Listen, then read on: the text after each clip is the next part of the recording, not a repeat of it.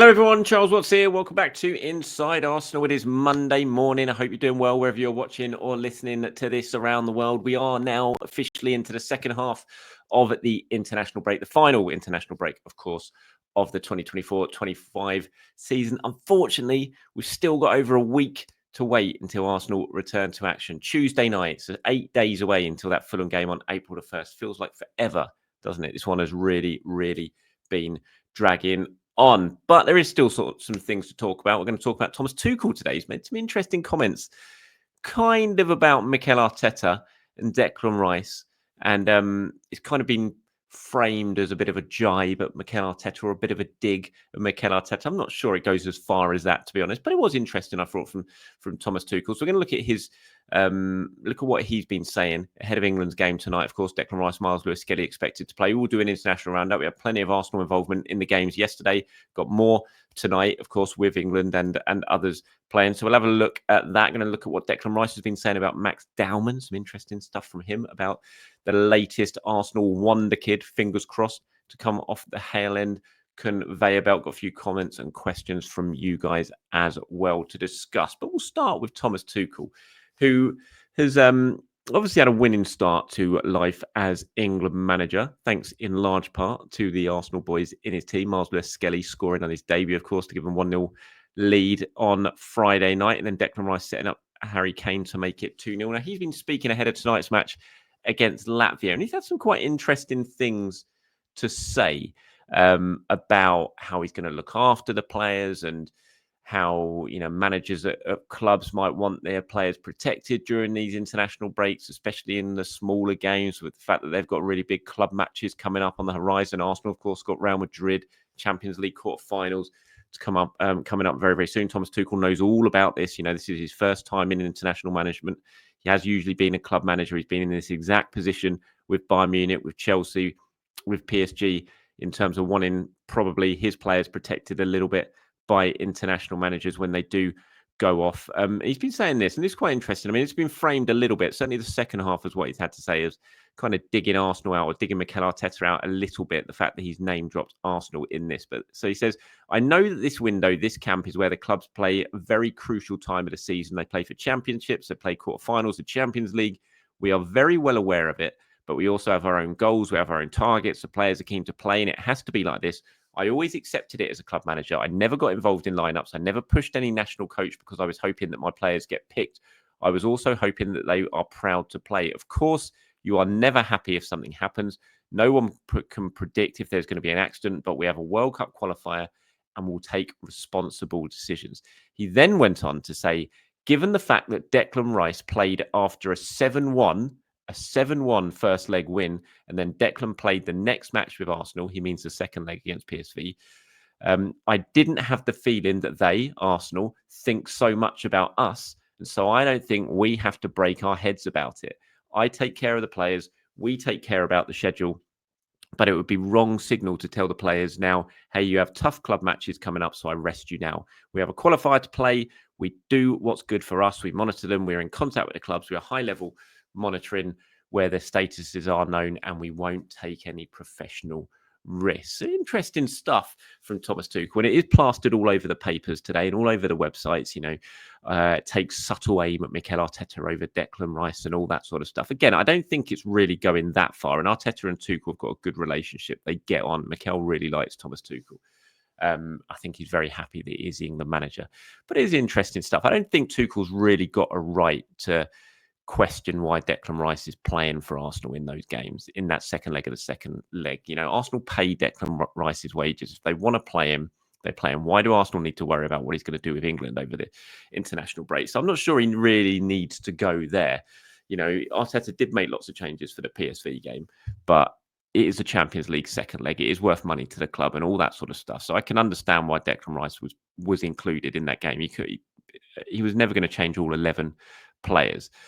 So I don't think he's really got a right to question that per se. But I do think he's well within his rights as well to be saying, look, you know, they're my players. I've got qualifiers coming up. This is the start of my start of my reign as England manager, I need to make sure I win these games just to get off on the right foot and to not have people questioning me. I want to play my best players. Declan Rice is obviously one of my best players, so I'm going to play him, but I will look after him. So I thought it was interesting. You're kind of always going to get it, aren't you? I think when it comes to international managers and club managers, there's always going to be this little bit of a sort of clash because of everyone wants to look after their own interests, don't they? But I think sort of deep down, as I said, Mikel likes Thomas Tuchel. It'll be interesting to see what he thought when he. I mean, well, I'm sure he'll get asked about it in his press conference ahead of the Fulham game. Potentially get asked about it anyway. But it'd be interesting to know exactly what he kind of thought when Tuchel said that, and he kind of singled out Arsenal in that, which has allowed Arsenal to be sort of drawn into the headlines and drawn into the stories once again. But yeah, so interesting stuff I thought from Thomas Tuchel. Declan Rice obviously going to be involved tonight. I'm pretty sure he's going to start the game tonight. I'd be very surprised if he doesn't for England. So we'll look at that in a little bit. But before we get on to what's going on tonight, just sort of floating back onto what happened last night. France beat Croatia on penalties. They won 2-0, having lost the first game in the Nations League quarterfinals. Obviously, lost the first game 2-0 to Croatia. Won 2-0 yesterday in France. Ended up extra time, winning on penalties. Saliba played the full game in that.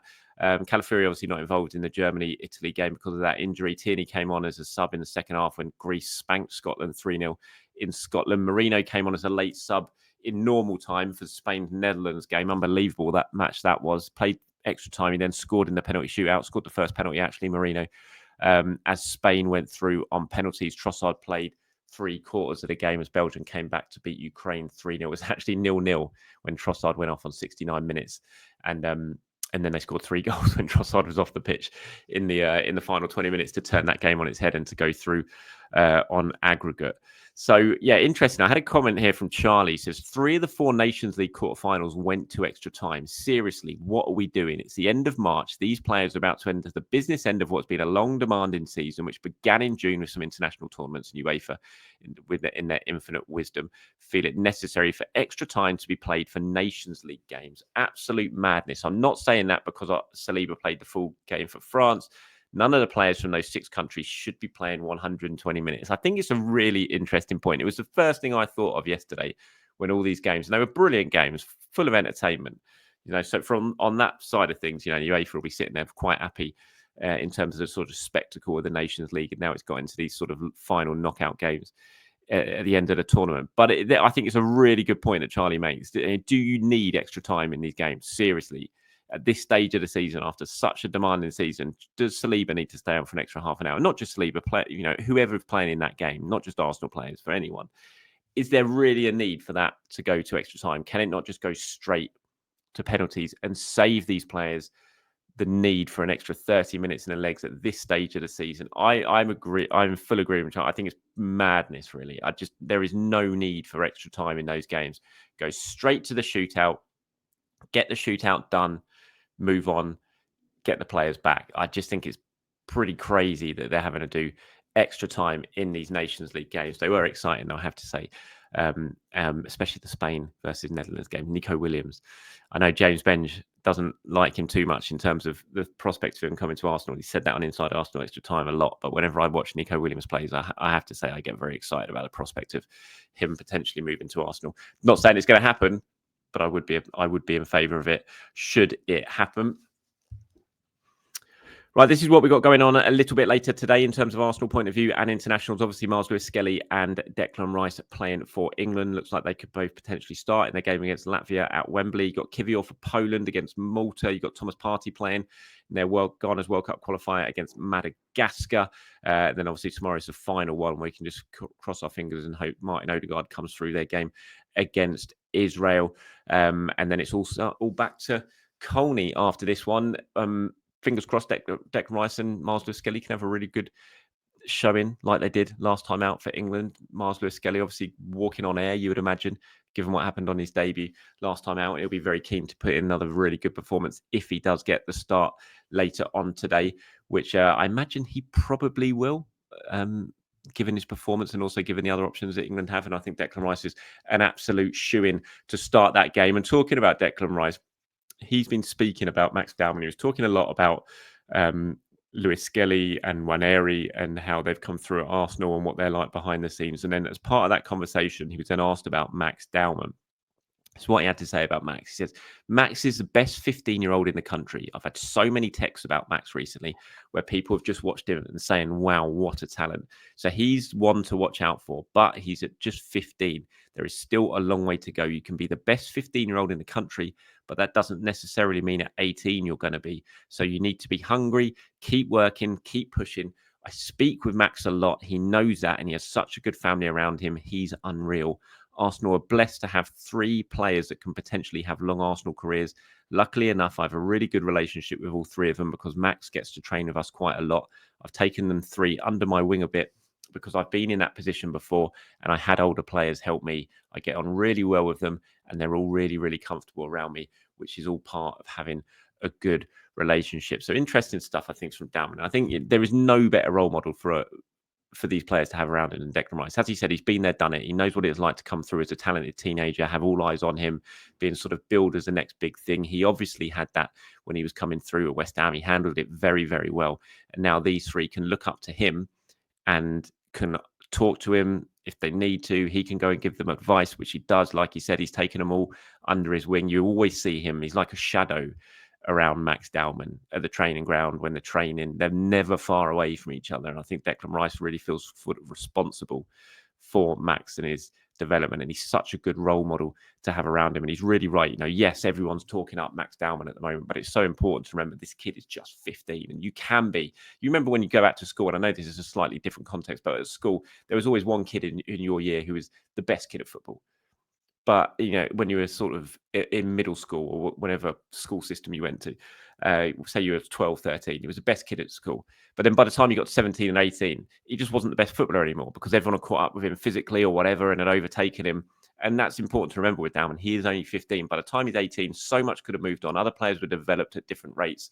And it's not necessarily meaning that he's going to be the best when he gets to 18. And he needs to remember that. So the way he's going to continue to keep improving and to give him the best possible shot of still being the best in his age group is by working hard, being hungry, driven, all that sort of generic cliche stuff, I know, but it is really, really important. It's what sets Declan Rice out from so many people, is that drive and is that the work ethic he's got, the fitness levels that he makes sure that he's got so he can continue to run constantly for 90 minutes all the time, can stay injury-free for the majority of time as well. And that's what sets him apart from so many other players. And it's what Max Dowman's going to need to do. And I'm so delighted that he's got Declan there. Now, we know there's lots of talk about Max Dowman's contract and his future at Arsenal at the moment.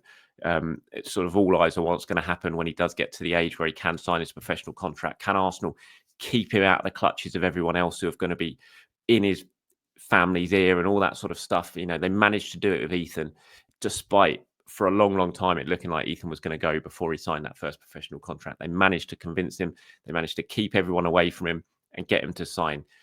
Very, very important they get that done with Max Dowman, and having players like Declan Rice around him, you've got to think is going to really, really help with that. So fingers crossed it does. But yeah, interesting stuff I thought from Rice on Dowman. Moving on to some questions and comments before we wrap this one up today. Terry's got in touch talking about Juan Garcia, the goalkeeper. Obviously, I was talking about that in yesterday's show and my reservations about signing a goalkeeper, second choice goalkeeper, for the amount of money it looks like Arsenal potentially going to have to splash out to sign Garcia this summer. But also saying yesterday that I could understand if they do. At least it sort of puts this one to bed for a while, and you've got your goalkeepers sort of in place. And you don't have to worry next year about signing a goalkeeper because it feels like every year we're in the same situation when it comes to Arsenal. So Terry's got in touch and says, Garcia might be expensive at 25 million, but how much will a lesser keeper cost? Spurs have recently spent 15 million-ish on a backup keeper, so we'd probably expect someone a bit better. How much cheaper can we really go than 25 million? Also, Liverpool could have flogged Kelleher, got someone else in and banked 5-10 million any time over the last couple of seasons. But where would they be if they had Neto or Turner in goal while Alisson was injured earlier in the season? That's a good point. I would guess Garcia will be number 2 and play cup games for a year or two, and maybe a loan for the first team football.